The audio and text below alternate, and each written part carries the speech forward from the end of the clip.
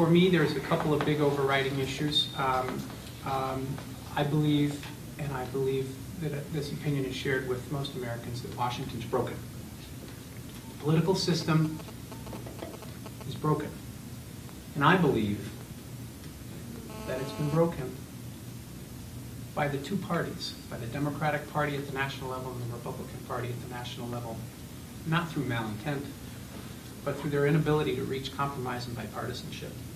And I think what that does for our nation is all negative, and it impacts hundreds of millions of people in negative ways. And so I think that that's the biggest issue. That's the overriding issue of this campaign. It's the overriding issue in this nation.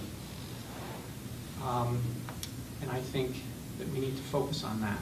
I think that's what we need to do as citizens. We're not a duopoly. We never were, and we weren't set up that way. And some of the great Americans in history, from John Adams to George Washington, will tell you that. And we've forgotten that. There's too much money in politics. There's too much influence by organizations who seek to gain benefit. They give their money because they want access. And that is becoming that is a tremendous problem in our nation. So that's the first thing. Washington's broken.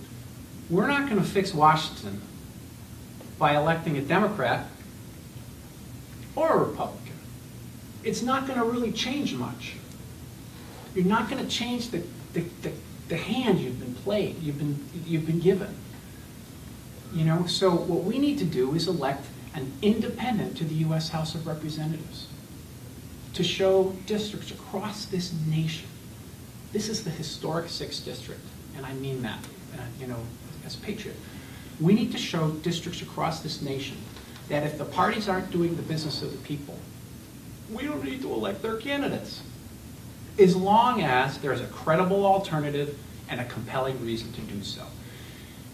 And I believe that there's both. I believe that I'm as credible or more than the other candidates running, and I believe there's a very compelling reason to not vote for their parties.